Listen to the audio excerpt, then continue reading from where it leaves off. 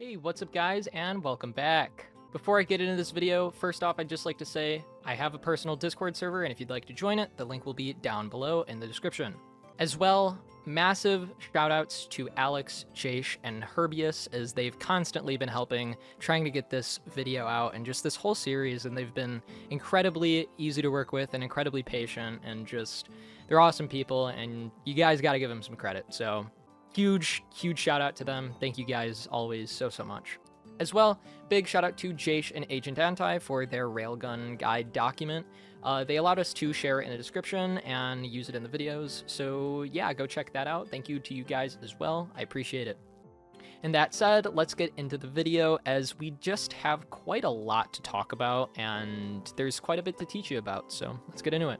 All right, so the first thing I want to talk about is one of the basics, but let's start with Havium Inline as well as the portable spam. So Havium Inline is an old trick. It's been around for a long time, and basically you could shove the tip of Havium, the drop part, through the cannon on the dragon cannon, so that way you can put the drop part right inside, and then anytime you load or anytime you pulse, yours instantly spawn and get launched, so you don't have to wait for the ore to travel before it gets launched. So it's just a very quick way to get your ores into the setup. It's crazy how well it works, but it does work incredibly well. As well, we do a bit of portable spam on these two platforms. So this is our first portable platform. It is kind of like lined up here with our dragon cannon, if you notice, flushed up against it. We use Walrus over here for offset Astral. However, this whole platform can kind of be changed around a little bit, especially this one too, albeit most people, pretty much everyone at this point, uses Blessing over here. The boy and all of these are pretty interchangeable, but the reason we do this is there's a bunch of open space where you can get quick upgrades. So, I mean, again, Walrus with offset Astral, but on top of that, you're getting Angel's Blessing while the ore spawns, and you're also getting Cybeg, you're getting Clover Refiner, and again, these are interchangeable. You could use Darkest Upgrader instead of Cybeg over here if you don't have 1 mil upgrader, as usually you pair 1 mil with Darkest Upgrader. So there's a bunch of variation you could do, and it really just means that you should try it out and just try to see what you can make work. All right, next I'd like to go over GTL Reaper, GTL being green tea latte. So the thing with GTL Reaper is it's a little bit finicky, and not all of you guys are probably going to be able to use it. The reason for this is it requires a consistent frame rate of about 100 for it to work consistently.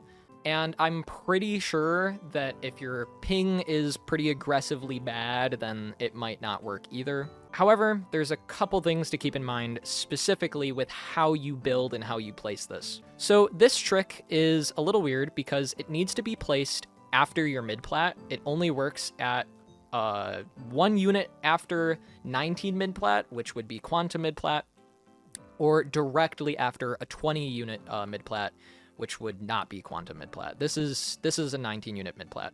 So what I mean by this is if you're using a 19 unit mid-plat, which I think a lot of people do at this point, pretty much everyone does, because of quantum, if you're using a 19 unit mid-plat, you could put Excellent in, like right before your Reaper's Fortress and your green tea latte for that extra unit. However, if I was using a 20 unit mid-plat, this would be gone and mid-plat would be kind of here. So, however, in terms of how you build it, it does need to be after mid-plat, as mentioned, 1 unit after 19, directly after 20. However, it also requires teleporter centering for the ores to be centered for it to work. So you pretty much have to put it in the first line as well. As you guys know, the reason second turn isn't good is because you don't have centering during the second line. But as well, it doesn't work with the shiny for some reason. If you have shiny green tea latte, don't use it for this trick. Just use the normal one. For some reason, we just have problems with it. Don't know why, just doesn't work. But yeah, this is a really good trick, and it's been used for quite a little while now, but it can be a little weird, and it does really require a high priority in your load order. So when you're setting up your setup, this should be one of the first things you prioritize after Havium. All right, next I kind of want to cover the backwards 19 unit quantum mid-plat that we were just recently talking about. So 19 unit midplat is essentially where there are 19 units of space between the platform, or the first item, and the cannon. So there's 19 units of space here. We use backwards quantum clockwork, as when you use it backwards in this spot, it just allows it to hit everything possible. And otherwise you just won't get the full multiplier. I believe the difference goes from like a 20 times to like a 100 times or something, like around those numbers. It's a pretty big difference is more or less my point. As well, here we use Swag City, which you could also swap out with Vulcans if you wanted to. And then we use Tropical Breeze, and then just some portable spam. This is a pretty common midplat to see nowadays. I've used this in almost all of my setups for a long time now, but I've just seen it used throughout the community as well for quite a long time. The thing with this is, as well, again, it has to be a 19 unit gap specifically for it to work. However, again, you also do need teleporter centering, so you have to be able to set this up with your teleporter, with Pot of Gold, Fireplace, etc. And while we don't currently have an explanation, something to keep in mind is that you are really encouraged to use Midas on your first turn for it to get the full effect each loop. We've been having problems with it otherwise. However, we've just noticed that Midas at first turn does seem to help. So again, no explanation was provided, but information. All right, so this next thing I want to show off is the 4-unit Spirit of Fire and Empyrean Monument trick.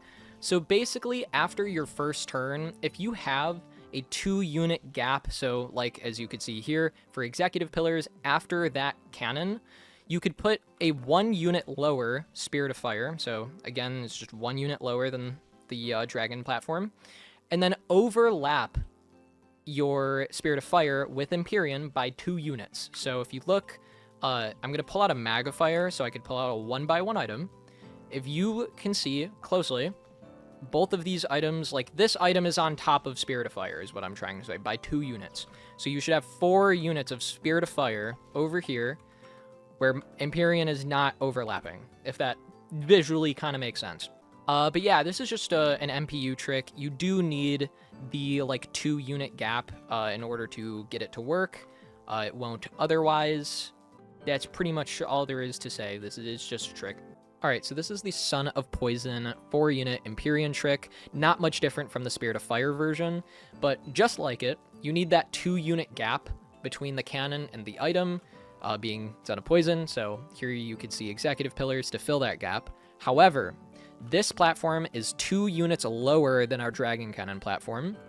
As the reason for this is Empyrean is actually in the exact same spot. I never picked it up. However, I had to lower this platform. The reason this is 1 unit lower is simply just because Son of Poison is taller, so you need 1 unit more to fit it. However, it needs to be side-faced, meaning it can face left or right, but it cannot face forward or backward. So this is okay, bad, this is okay, this is bad. So I'm going to do left, but right also will work. And then again, you need to have that 4 units of Son of Poison not being overlapped by the lowest possible height you could go Empyrean. The lowest maximum height you can go. What I mean by lowest possible height is that if I put the Empyrean any lower, it will just not go lower. So lowest height Empyrean, and then what you need to do is, just like you see here, need to be able to place it without these 4 units being covered up. So again, 4 units uncovered, same thing as the last one. All right, so this next trick is really cool in my opinion. It's not really much of a trick, but it's just an item we haven't seen used in a long time. But Dreamcatcher is back into the meta, kind of, and we have Angel's Blessing right behind it, just perfectly flush up against the center, and a Diamond Breach Loader right below it on a platform to just perfectly drop the ores in, get sparkling, and start charging it. So the reason we use Dreamcatcher here in this line is it's just an easy to use spot for Dreamcatcher, albeit Dreamcatcher can work anywhere in the setup. Now there's a little bit more info for how this works, so don't click away just yet. Basically, a couple things to know is that this first beam you see right here, when you charge up Dreamcatcher, that is the first beam that spawns. This is the very first one. So that's kind of the high priority one, and we need to make sure that at least that one especially is before the eval. At least that's what I try to do. But this is a very convenient spot as it will hit that beam very consistently, if not one of the others. As well, I do highly encourage putting your Dreamcatcher piece into the first layout and not your second or third layout if you're doing splits. Put it in the first so that way it gets more time to charge, as you'll spawn it sooner, and then your ore limit hasn't already capped out because of Havium. So yeah, it's best to put it in first. However, when you're doing your load order, this needs to be the last thing to load except for your teleporter receiver. The reason for this is when you do your load order and you set up load order, something to do is if you're using Terror, you'll need to pick up your receiver and place it back down if you're using Dreamcatcher, because that will result in your Terror leaves dying to free up ore limit to use Dreamcatcher. I'll explain that more when we go talk about Terror, but just make sure that if you're using this, this needs to be the last thing to load in your load order for that first layout, except for your teleporter receiver. Just something to keep in mind. However, again, it really works at any spot. It's not too picky. It's kind of just an item we've thrown in for the sake of the extra multiplier, just to shorten setups. So don't be too worried about how you're using Dreamcatcher. I've managed to make 20 skip setups with it in various spots. So again, don't stress too much. All right, next up we have the aforementioned Terror trick. So this is essentially the trick that allows for the 11-second setup to be possible and allows shop items to be in the meta. The reason I say this is because essentially what we're doing is an early load order. In our first layout, we load Terror, a platform, Devour Nightmares, and a bunch of senders, but that Devour of Nightmares will sell the leaves from Terror and make just enough money to buy all the shop items you need. So that happens, but it happens instantly. And what I mean by instantly is like the second you load your layout, you instantly have enough money, like frame perfect instant. So as a result, it allows extremely fast loaded shop setups that almost feel shopless, if that makes sense. So how we do this is you just place down a Dreamer's Terror, set a platform to 9 height, and then in the center, place Devour. That's all you have to do to get like the money part of it. Once you've done that, you've done it right. However, surround your Devour with a bunch of teleporters. It doesn't matter what color, just color of preference. And then there's a bit of a weird thing to mention, as I mentioned earlier, about the receiver. So again, if you're using Dreamcatcher, when you go to save your layout, you will need to pick this up and place it back down. And that's it. And what that does is that prevents any of these leaves from staying alive. And it kills them all, so that way you could free up the ore limit that would have otherwise been flooded by Terror, and you could use that free ore limit to charge Dreamcatcher faster. However, if you're not using Dreamcatcher in your setup, you don't need to pick up your receiver and place it back down. That's only a Dreamcatcher thing, as mentioned earlier. But yeah, if you're looking to make shop setups and you're looking to just get money really, really fast for any shop setup, this is probably the best way by far to do it, because it's almost instant and you get enough septillions to just get your portables, your UFOs and stuff. I don't have them all loaded right now, but you get the point. All right, this next trick is kind of something you've already seen in this video, but I really specifically want to just point it out because it's just a cool trick and we're just trying to show you as much as we can. This is Astral offset with Walrus. This has been around as well for a long time, I believe since like 2021, but given as you can see, we use SoP offset, and we have to use Astral offset because of this portable plat. This still hits with Astral. This will hit perfectly fine. If you notice, the ore is not even... It very obviously hits. However, if you guys notice, when you go to place down Walrus has a pretty long beam that will actually reach just perfectly.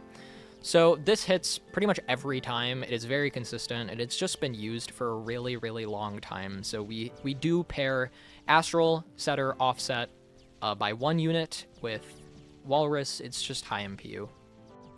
All right, this next thing I wanted to show isn't really much of a trick. It's just something that I always thought was very cool and something you could apply to a decent amount of setups. So this is the triple orbital platform trick thing. I don't really know what you want to call it, but basically because we use Pizzalyst right here before our dragon cannon, we have a bit of free space on the side to fit an orbital upgrader, another orbital upgrader next to the 1 mil that you could see over here with our darkest, which is right after the cannon, as well as orbital here as well.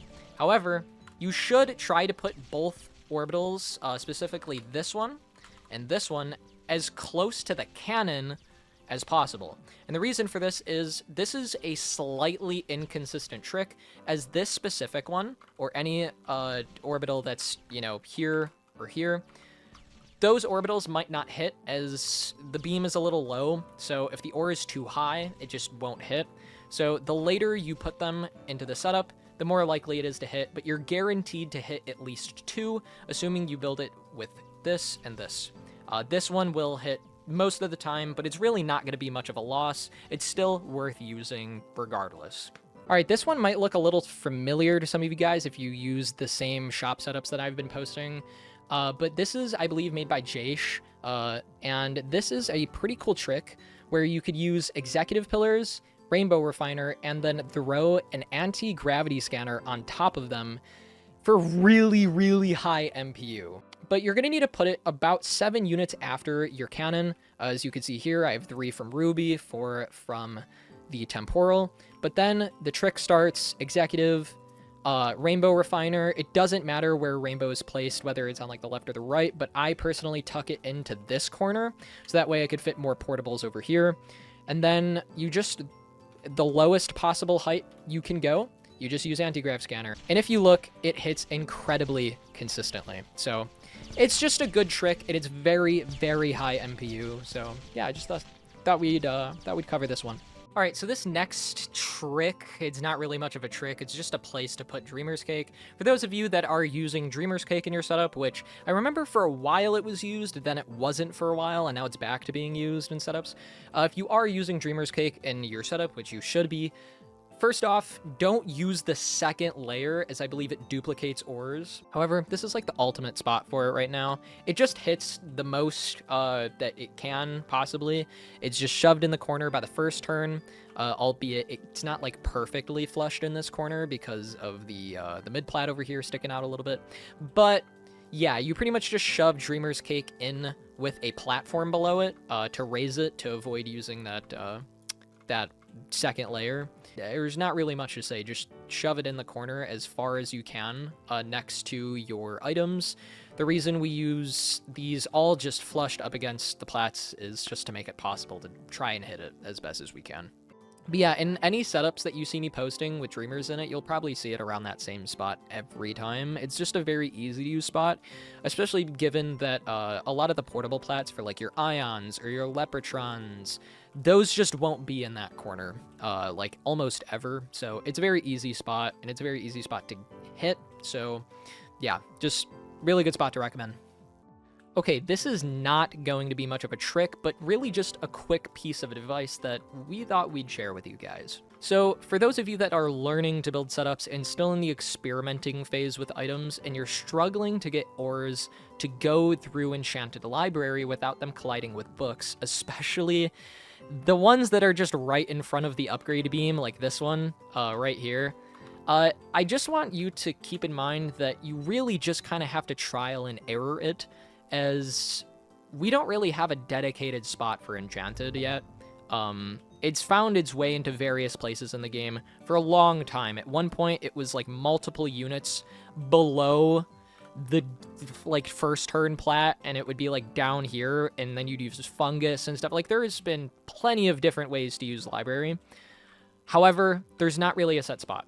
So if you're building a setup from scratch and you're struggling to get the ores through it, you will just have to use trial and error. Try rotating it in different directions. Try doing backward to frontward, frontward to backward. Frontward is not a word.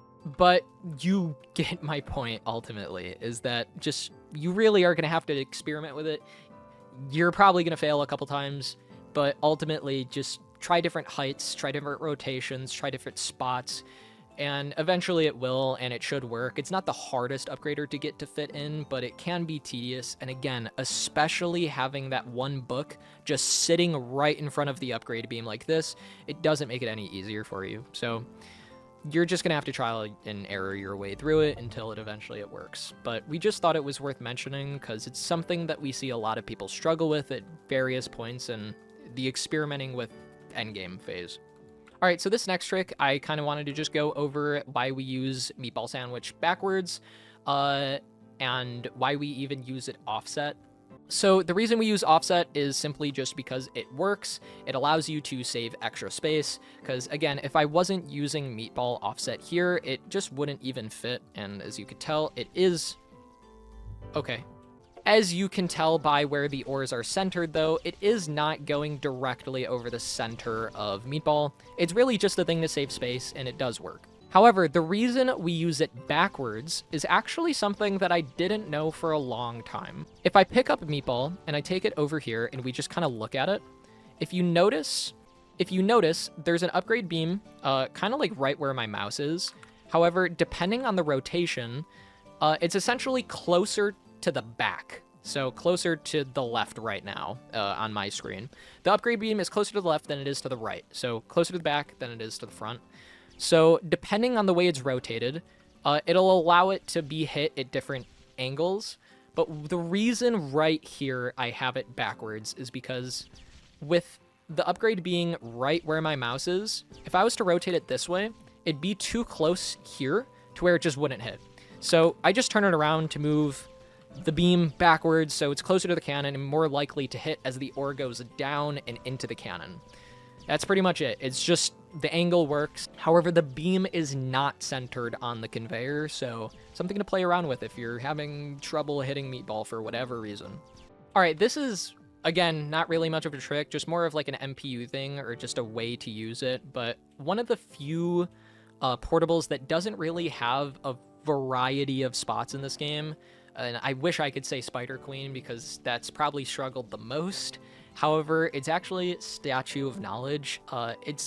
It doesn't really have like a high variety of spots, nor very many good ones, but we found that this one works pretty well, and it's right here next to your first eval, just to get the most possible hits out of it as you can. It's just an easy spot that we figured works really well because you already have this 2-unit gap because of Tesla, so I couldn't even overlap with Dreamcatcher or anything, so it just fits in very well, and this is almost in every setup at this point. But yeah, if you're struggling to find a spot to put Statue of Knowledge, this is a great spot to put it. Next, I want to talk about Lepretron, but bear with me, I only have one Lepretron, so this is going to be a little bit weird to explain how to put both in, but after, in case you're like me and only have one as well, I'll show you where I put it for the most beams possible, just with one. But first, let's go over where to put 2 Lepretrons in a setup. So I have this platform over here that is at the same height as the Gaia platform and the portable platform. What I'm going to do is I'm going to get Lepretron out, I'm going to put it all the way in this corner. That's it. Then we're going to get another hydraulic platform, set it to the same height as the Midplat over here, and we're going to have it offset this platform so that way we don't get in the way of our dreamer cake over here. And it's going to have this 1-unit offset. Let me show it. So kind of like this.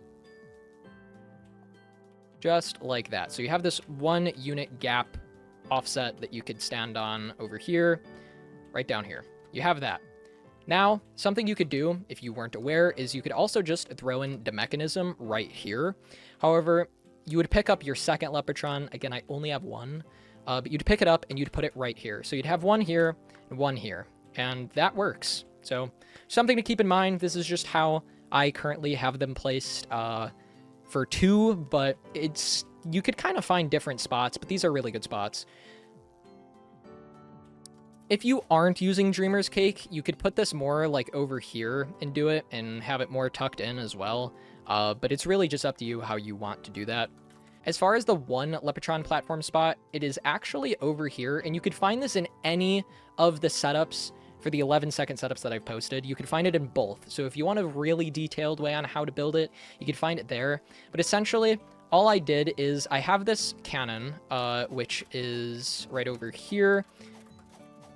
If you want to see, basically how I align it is you have this, like, thing right here. That kind of needs to be aligned with the foot. Just an easy thing I look for. This little red bit right here. Aligns with the foot. And we have a 1, 2, 3, 4, 5, 6, 7, 8 unit gap between the two. But yeah, it's kind of weird. It's kind of hard for me to show Lepretron. I don't have 2 Lepretrons, so you're going to have to bear with me on this one. All right, so this next trick is less of a trick and more just kind of like a thing to consider when you're using Temporal. But number one, Temporal can be offset. There's a lot of subs that still, to this day, do use offset Temporal. However, something to keep in mind is if you are using offset Temporal, you should be using a backwards Temporal, as it just works much, much better. However, another thing to consider is kind of like how Alien Relic currently works in the meta. Depending on where the ore is entering in terms of arc, so whether it's entering going down into Temporal or going up into Temporal, you may or may not want to use it backwards, but typically when the ore is going down and into Temporal, then you'd use it backwards. Albeit here I'm using it, it's just working in the way it is. But yeah, and a lot of times you'll be needing to use Temporal backwards if the ore is going down as it enters. So if you were using Temporal like over here by Pizzalyst or something, then you'd probably use it backwards. If you're using it here, you'd probably use it forwards, but I'm shockingly not. Next, I'd like to talk really quick about Alien Relic and how to use it properly. First off, you can throw in Portable Macrowave next to it for that extra upgrade. Just something to consider. It just works really well. It will always hit whether or not it is reversed, so just something to keep in mind. You can throw it in. However, depending on if the ore is going up through Alien or down through Alien, if you're using it with the ore going up, you need to use it backwards. If the ore is going down through Alien, you need to use it forwards. So in this situation, I'm currently using backwards Alien Relic, given that the ore is going up through Alien. So if you watch the ore, they go up, we need to be using that backward beam. If your ore is going down, you're just going to use it normally. The best way to put it. I want to talk about Peppermint, specifically 2 things. Number 1, offset. Number 2, reversed. Number 1 is about offset. You can use this upgrader offset quite easily. You could use it offset, actually. And the reason for that is because this, like, Peppermint candy is not the actual upgrade beam. It's a giant square, and it's more done like this, if I'm correct. It's pretty big. It's not that generous, maybe, but it's pretty generous and very forgiving to hit. So as a result, it's very easy to offset this by, like, I don't know, like if I put it over here like this, that would work, hypothetically. You get what I mean? So, offset is really easy with this upgrader because it's just got this very, very forgiving beam. However, the reason we use this item backwards is actually a little different than you might think. So the real reason we use this is not only because of where the upgrader is on the conveyor, just kind of like how Meatball, it's not perfectly in the center, but it's also for one other reason, and it's that this giant candy cane thing, these get in the way quite a lot of the time when you're using this offset. So a lot of the time, if you are going to use this thing offset, you probably are going to want to turn it around, so that way, you know, it's just not getting in the way of the ore, because the ore will collide with these, and it's pretty easy to get it to collide with it. So if you're just having trouble, consider reversing it. It's simple as that. All right, next I wanted to talk about Fungus and Gearwork as a combo, as they're just really good together, and they've been paired together for a long time. So as you guys can see here, and in most of my setups that I've been posting lately here on the channel, Fungus is offset by 1. It is placed 1 unit to the right, so as you can see, it is just not centered correctly. The reason is it will still hit, however, it will also allow us to kind of flush in this platform and put an ion field in, which will also hit. As you can see, ion is really big. It goes all the way around here. And the ore is going to go right through here.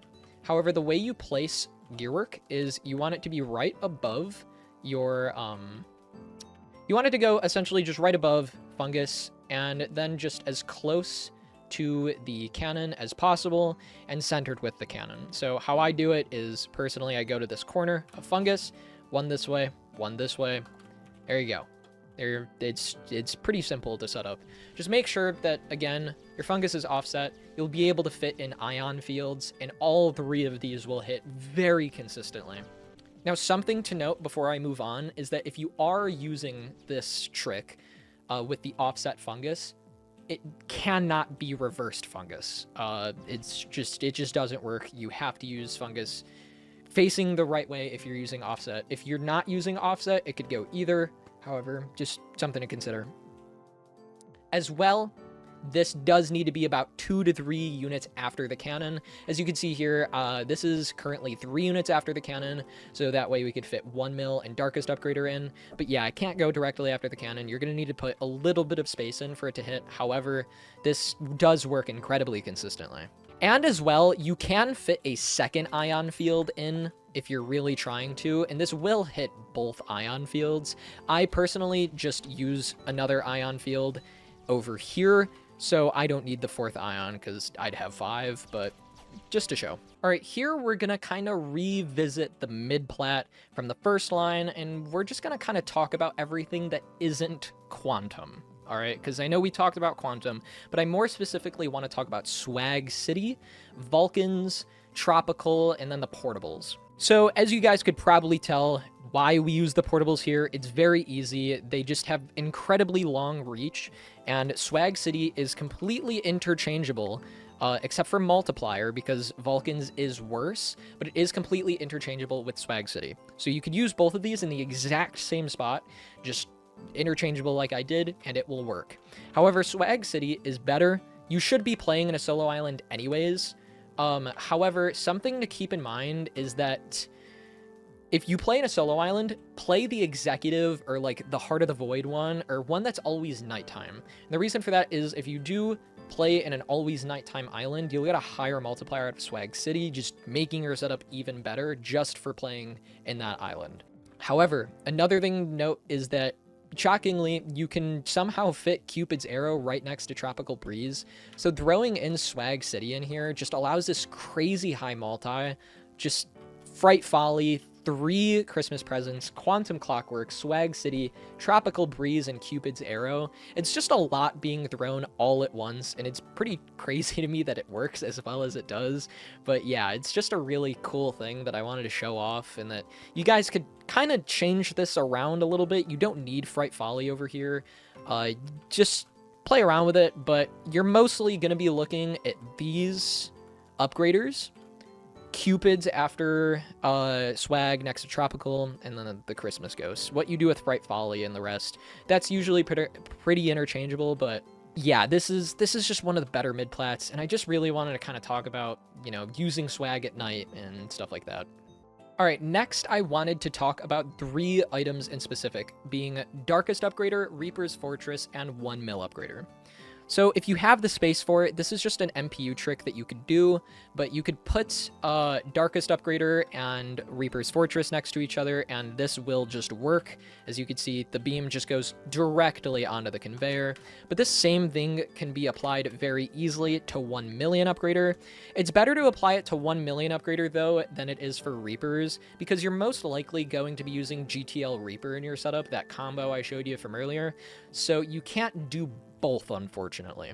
So if you are using GTL Reaper, you're essentially giving up the ability to use Darkest Reaper, so you'll probably try to use Darkest 1 mil, but if you don't have 1 mil, you could try to find a spot on that first portable plat on your the one on your portable plat that's next to your first Dragon Cannon by the Havium. If you can try to squeeze it in there, that's another good spot for Darkest, but most people who have all of the ports do have 1 mil. I know there's a couple of people that don't, but that's kind of the alternative that those people in specific have been using, so I just thought I'd share that with you. All right, I just want to take a moment to talk about Ooftopian and Final Fabergé again, because I've talked about these in a different Endgame series video, and I think they're worth bringing up again, given this is an item video. So pretty much something to note about Final Fabergé is that it affects not only the ore's density, but also the texture of the ore, right? So because it affects the density and the texture in the way that it does, if you don't use it around the first turn, you're best supposed to try to use it at first turn. It can cause your second turn to break. Can't really explain why. It's mostly a density thing, and it could just change the way the ore reacts. But yeah, you're gonna want to try to put Final Fabergé in on your first turn on this platform, just tucked in as close as possible next to your other portables. It's just something we've been doing for a long time. But yeah, if you try to put it in anywhere else, second turn does seem to break for some reason, so something to keep in mind.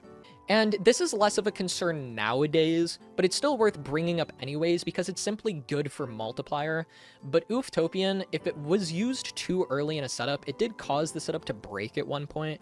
However, when I spoke to Alex before recording this video, it didn't seem to be as prominent of an issue nowadays. However, it's still used late in the setup anyways because it's just good for multiplier. For those that don't know, Ooftopian works in a way where the more the ore is upgraded, the more multiplier you will get out of Ooftopian back. As a result, you're supposed to try to use it as far into the setup as possible to get as many upgrades, so then by the time the ore gets to Ooftopian, it's just worth as much as possible. So no matter what, even if the setup isn't necessarily breaking, and it may still break your setup, however, even then, you're just not going to be getting the most out of Ooftopian, and Ooftopian is a very strong upgrader. All right, so I want to talk about Midas Blaster really quick, because it does really affect the game pretty heavily in terms of endgame and like item economy and stuff. So Midas Blaster is a little different because that's the reason we use low ore limit. What I mean is the explosions that Midas Blaster causes, if an ore explodes here while another ore is over here, let's say, give or take, that ore might get affected by the other ore's explosion, fall off, and like die over here or something, right where my mouse is.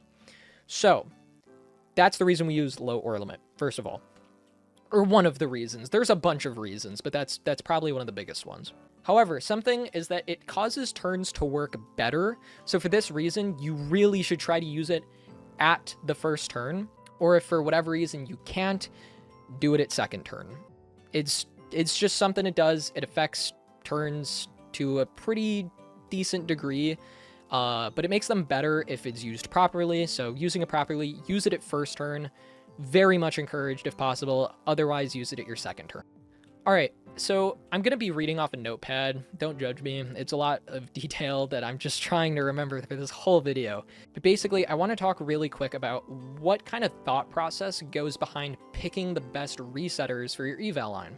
First off, Tesla Refuter, very good. It's really small, has a multiplier. I believe it's a ×25 cap, maybe different at this point. I don't know. However, it upgrades, so it gives a multiplier, and it's small. It's just great. It's good. Jaishrl is also really good, just like Tesla.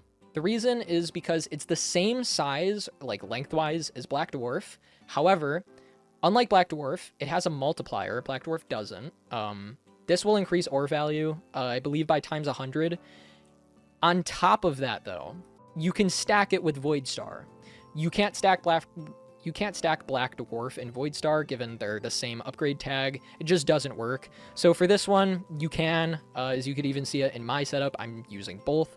So it's really just that it's the same size as Dwarf, but it kicks Dwarf completely out of the options, essentially. Like, there's no reason you'd use Dwarf over this, other than, I guess, for, like, the height that Dwarf Beam has, if you don't want the roof, but I don't know.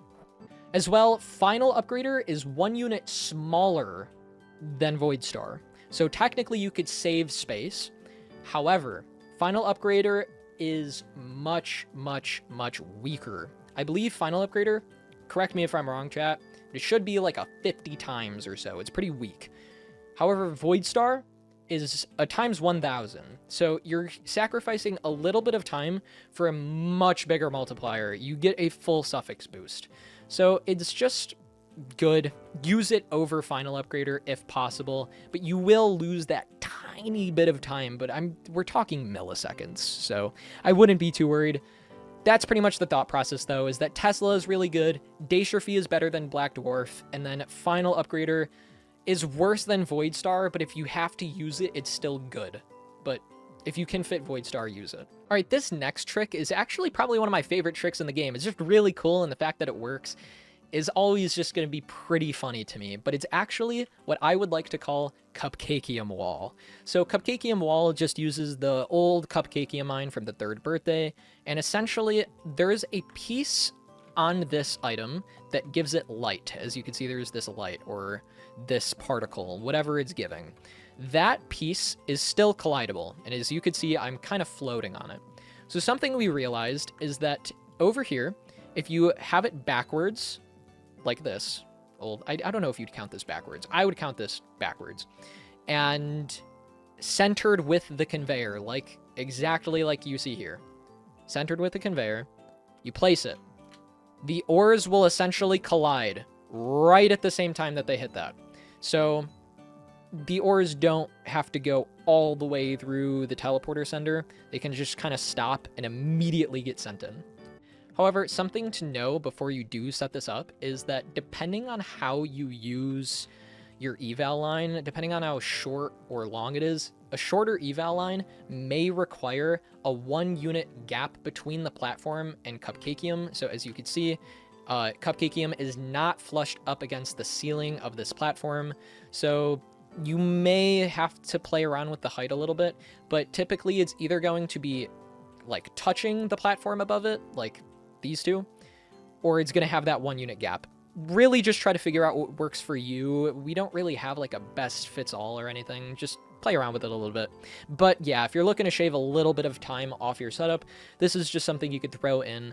It just has to be in kind of just aligned with the teleporter, just like this. So the same unit and everything. Like it can't be here, it can't be too far this way.